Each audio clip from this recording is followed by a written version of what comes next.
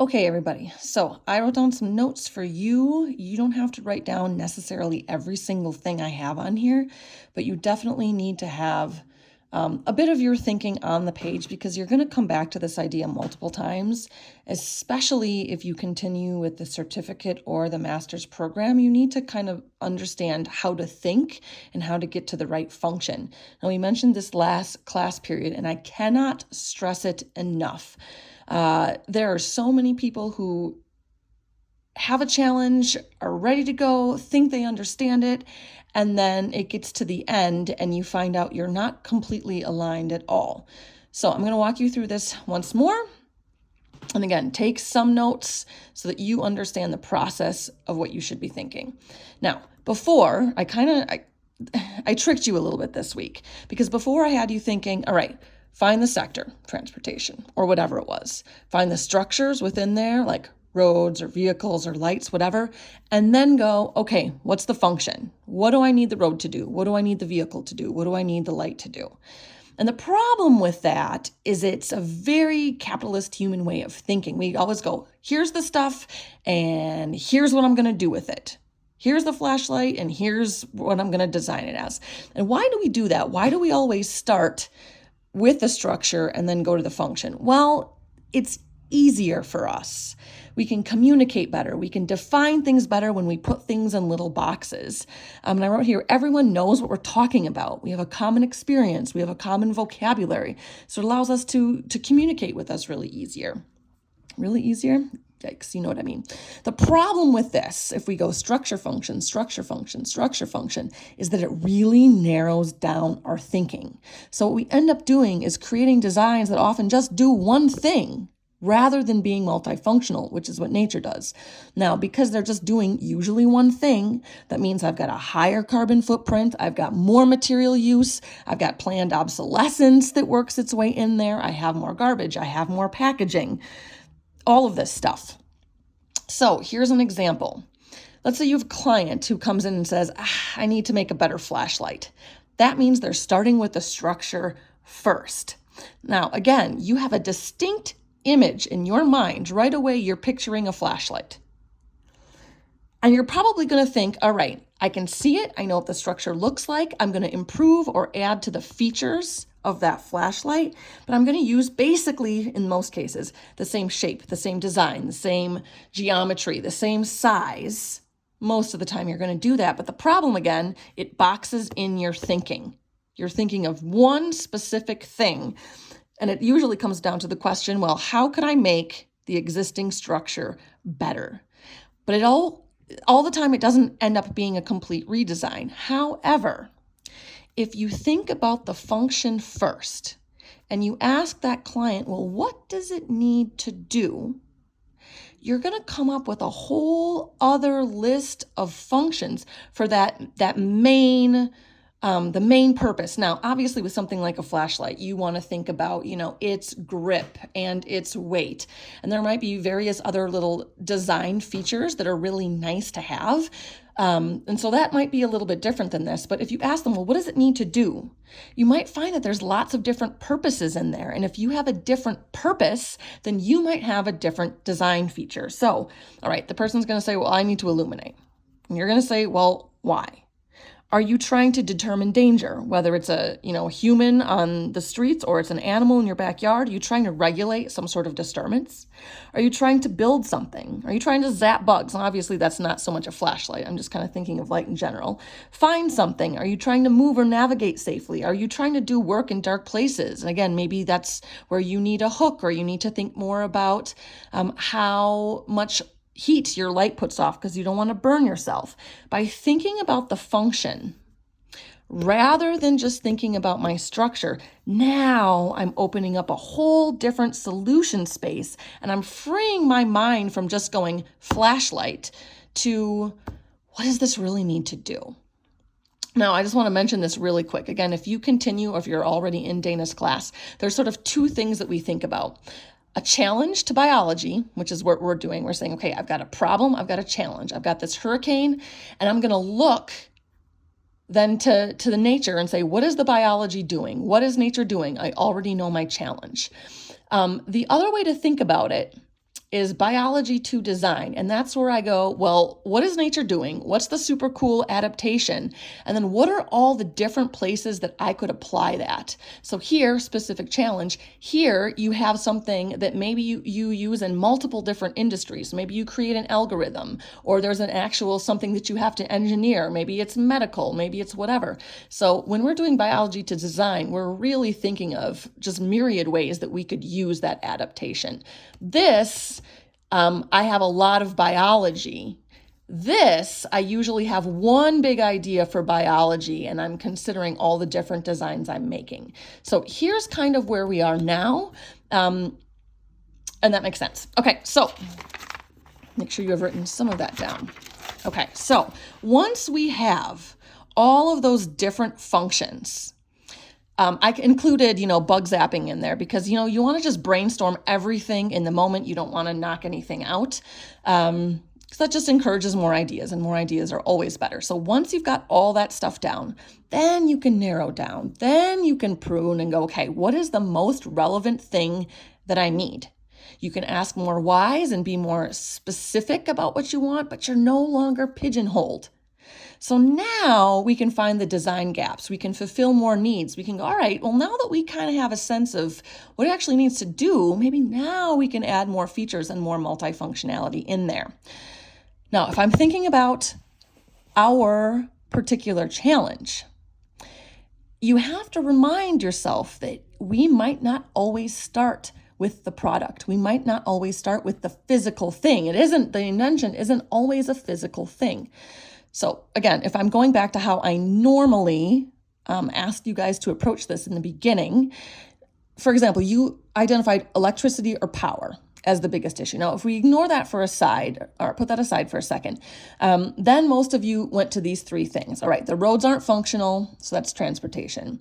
No outside assistance, which means I've got communication and agriculture. I've got stuff there that maybe is missing or I'm going to need. And access to healthcare and resources, which kind of linked you to emergency services. And this guy links back to transportation as well, obviously. So the question is, well, do I need a physical structure first? Now, if you're unsure, and really you should be doing this constantly, you have to go back and realign yourself with the operating conditions, with the context, and with the actual challenge. Because what usually ends up happening is you get so deep in the what does it do? Oh, and you want to get to the organisms, you want to get to the solutions, you want to get to that right away, that you fall down this rabbit hole. You end up wasting a ton of time. So you always have to go back and be like, okay, I'm going to realign before I start coming up with ideas and functions that maybe aren't actually what I want. So the question is, do I need the physical structure first? Well, in order to figure that out, sometimes the question is, well, who's my audience? Who's using this? Do I need a 1-to-1 ratio where like one human is using one tool? Are we looking at a particular scale? How many people are we considering? So sometimes I do have an individual product. I've got a structure, I've got a singular item, a noun, a tool, a specific thing that does a specific job. Now, we know we need those to do a process, but this also isn't necessarily our starting point. And for our particular challenge, we're not looking at an individual. We're thinking about the whole system. We're thinking about the whole community. And because of that, we're really thinking about the process first. We're thinking, what do I need to do? What's the verb? What action, what behavior, what movement do I need to take that then I maybe need a product for? But this is going to drive this. So if I think about the taxonomy, you've got lots of different functions on there. Some of them are distinctly more related to a product, and some of them are distinctly related to a process, and some are kind of in the middle and they go back and forth. So if you need a storage container, a filter, if you need shapes or materials that prevent structural failure or manage forces, this is definitely a structural thing. We're not quite needing that quite yet. However, if we think about our processes, like Again, I'm just pulling things from the taxonomy. When I looked at some of those words, I'm looking for the verbs. Are we coordinating? Are we cooperating? Are we distributing? Are we processing information? Are we adapting behavior? Are we navigating? Are we finding? These are the things for us that are going to come first and then lead to perhaps some of the physical structures that we have. So we're grounding ourselves not necessarily in the structure, but in the process. And in biomimicry too, the process of even creating the structure is even more important. And we've talked about this a little bit before, how, if you're thinking again about the linear cycle of these things, then you have everything from the extraction to the industry that makes it and the manufacturing and the transportation. If you're just focusing on the end result, then you're not really doing biomimicry, because you might be using terrible materials that are from really far away. You might have a huge carbon footprint. So we always want to consider the process in the first place anyway. Okay, so that then leads me to, in our story, what the mayor and what the kid was kind of thinking. And so I'm going to start breaking down from the story what they said. Well, we have to find the most efficient route to identify where the people are. We also have to find the most efficient route to identify where the resources are. And in here, I included some of the people. These are like the people who need help.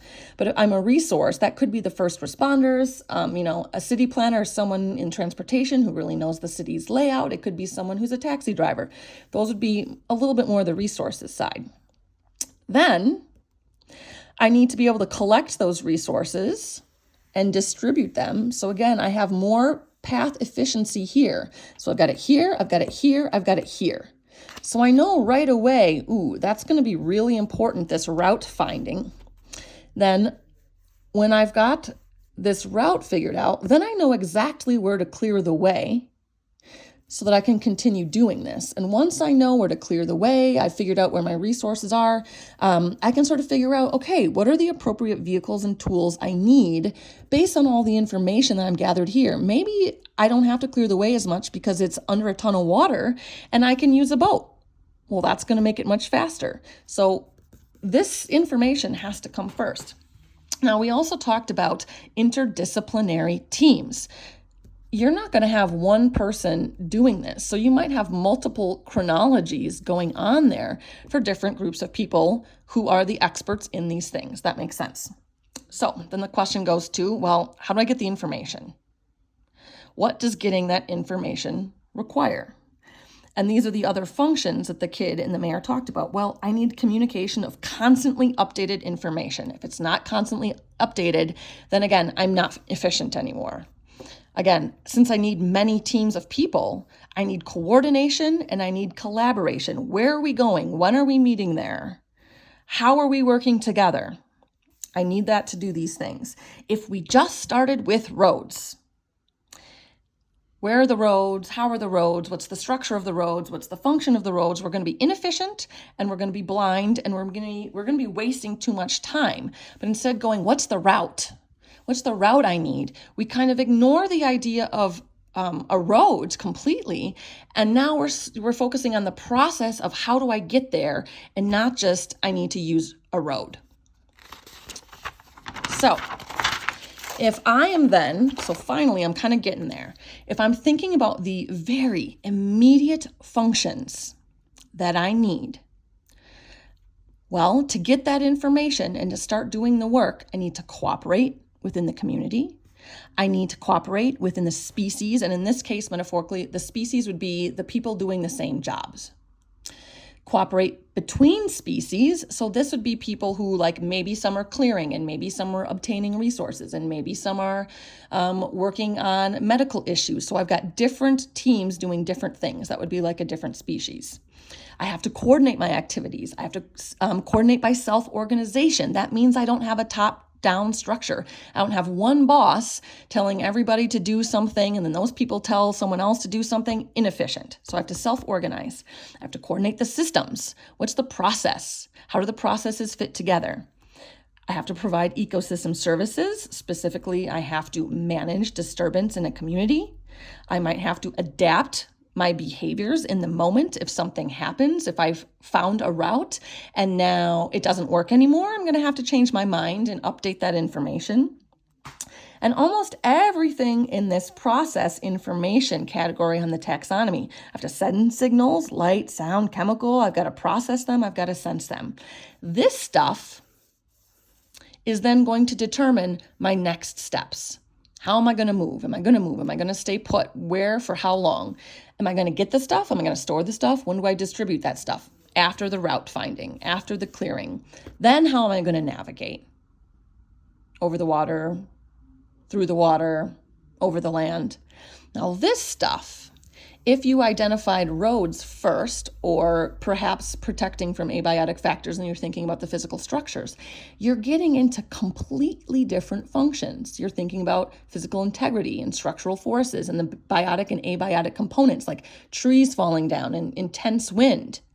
Now, the reason we're not focusing on that is because we are right now talking about in the hurricane. It's starting, it started, we're right there in it. This is what we need to do. These things should have happened before. And we know that before evacuation starts, when you've got the warnings and all that stuff, people are starting to board up their homes and they're doing things already to do these things. It also happens after. When we have a rebuild, we potentially have a redesign, and then we can come back to these things. So these are things that are preventative. These are things are more in the moment. The more preventative measures I have and the better communication systems I have, and even the better of these things that I have, then I can not be in such an emergency state. But we're pretending right now I'm in an emergency. So your taxonomy is going to guide you, because I haven't included the groups on this. And so with the taxonomy, if I sort of translate this into what the taxonomy looks like. Okay, the first thing is I'm maintaining community. And I know this is little. Coordinating and cooperating and competing. All that stuff from here is right there. Ecosystem services are second. I'm regulating my habitat, responses to disturbance. Right there. My next thing, adapt or optimize, I've got adapting behaviors right there. So those are the first things that when I'm looking for organisms, I want to focus on. Now, on the notes, I didn't really mention the groups. When you use the drop-down menu, you need to first select the group, and then you will pick one of these, and then you will pick one of these. Okay, third, this is all the navigation stuff. So this is the stuff right in here. So you've got the navigating through water or over land. You've got the sending of signals, light or sound or odor. You've got processing the signals so that you can respond to the signals. The sensing them, environmental clues, all of that stuff is kind of third. Eventually, when we've figured out all of our routes, then we're getting down into absorbing and capturing and filtering and storing and distributing. And that's maybe going to kind of go hand in hand with the moving or staying put and the vehicles and what am I using. So these are a little bit more structural, but I need to know these before I get to the structure. So I've got more process that's going to determine the form. So here is your task. You are going to do a biological search on your own this time. Usually in the last little bit, I've provided the organisms for you. This time, I want you to flex your muscles and find the organisms yourself. So you are going to go to Ask Nature. You're going to find the organisms who primarily do these things. And then if they also, a lot of them are going to also have other components. So if you see a couple of these and a couple of these and then one of these and one of these and the same organism does all of those, that's awesome. You're going to keep that on the list. So you're going to go to Ask Nature. On the top left-hand side, it says Biological Strategies. You're going to go there. Then on the left, you'll see the little drop-down menus. And the drop-down menus have these group names. Then once you Click that little arrow down, it'll give you the next one. Click it again, it'll give you the next one. And then that will self-populate with all of the organisms who do these things. And those are your champion organisms. So the first thing you need to do is make sure the function is actually aligned. I'm going to say that over and over until you're sick of me. So for example, if you look at the title and it says males cooperate to find a mate. Nope, that's not what I'm looking at. So I'm going to ignore that one.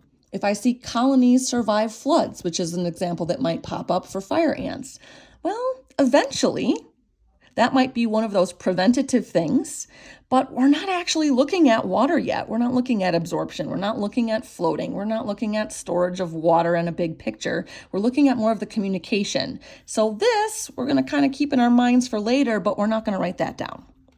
So here's what you're actually going to do on Ask Nature. First, you're going to look at the title. Make sure it's aligned. Then on the bottom of the title, you'll look at the little sort of bright green functions that are right underneath it. If you're not sure that the function actually aligns to what we're talking about, you're going to click on it and you're just going to read a couple of sentences. And if it looks like, all right, this is related, then you're going to create a list. You're going to write that champion organism down. And I want you to you can make a table or you can just make a straight up list as long as it's really easy. You're going to say, okay, here's the title. Here's the organism. Or sometimes it's not a specific organism, it's like a whole family. So it might say like all bats or something like that. That's fine. And you're going to list the relevant functions. Now it might have, again, like 2 of these and 1 of these and 3 of these. These are all relevant, but you want to focus on the ones that are sort of the 1 and 2 and then the 3 ones the most. But all of these would be relevant. Some, again, more than others. So if it's relevant, and there might be 4 or 5 of them, then you're going to include them. So again, you can use the now, use the middle / next, but don't use the ones that were over here on the last page.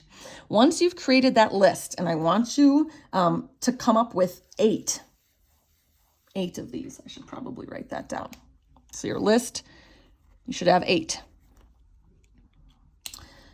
Then I want you to rank the organisms. Which are the strongest, which are the most relevant, which do the most, the highest number of these things. You're going to reorder this list, choose your top 5 in ranked order, and write me a couple sentences saying, this is why I organize them like this. Here's why it's the most relevant to this challenge. When you're done with that, you are going to post, and you are going to comment on 3 other people's work.